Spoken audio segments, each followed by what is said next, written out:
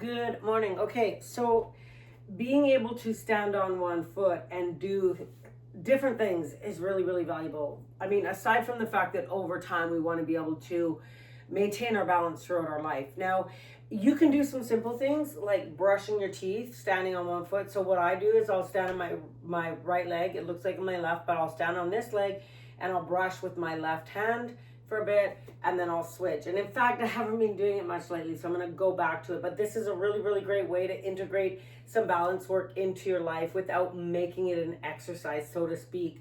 But some other things that we can do are just even a single leg stance where you would hold, unclench your toes of that base foot. Think about having a long spine, and you can play with where the foot is, right? You can even start to kind of go into that hip hitch, but start with like little periods of time. Start on the side that feels more imbalanced. Now, if you don't notice any imbalance from one side to another, great. Then you do not need to worry about it. But if you do notice that one side has a harder time staying kind of like you're kind of dancing around a little bit more, start on that side so you can attribute more time. So what we'll do is let's start on one foot. You get to choose. Now, I'm going to start with my arms out. I'm going to unclench my toes. And from there, you want to think about the top of the head gently pulling to the sky, gentle chin tuck. So you find length through the back of the neck.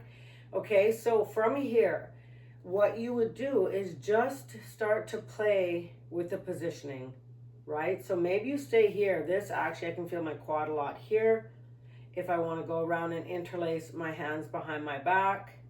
So the more time you spend, I'm going to pivot down now, so I'll actually turn this way.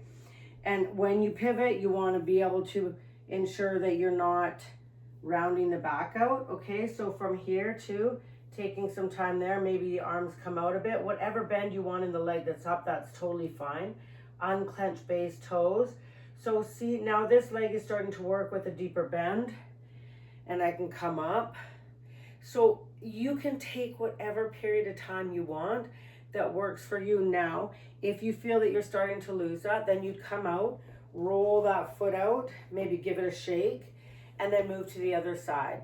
Because single leg stuff, when we go for heavier things, whether we're doing a squat or we've got weights going and we've got some momentum, if we can take each side and ask it what it's capable of on its own, then when we bring them together, we're going to probably have a cleaner movement pattern.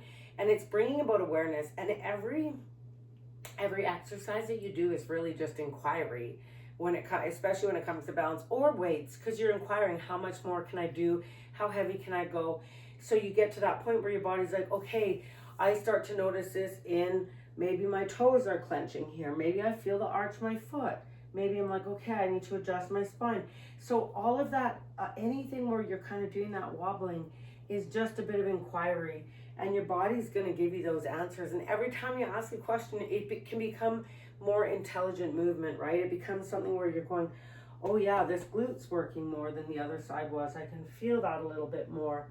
And if you can slow down enough to pay attention to what's happening in your body as it's happening in real time, then you are really able to pick up on that biological feedback. So try it out. Let me know how it goes, because that single leg balance, one thing I do find is whether somebody's like in their 20s, 30s, up to 70s, a very, very common thing is that people get very frustrated when it comes to balance. So if you find that that's the case, when you go to ask yourself if you could brush your teeth on one foot, do half and half, and you're having a hard time, then you just need to allocate some time towards balance.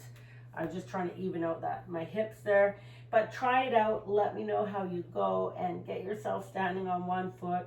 And if you feel safer, you could always come up against a wall and have yourself even leaning a shoulder against the wall, just to give you that stability if you don't feel good standing in the middle of the floor. So balance yourself out, and we'll see you soon.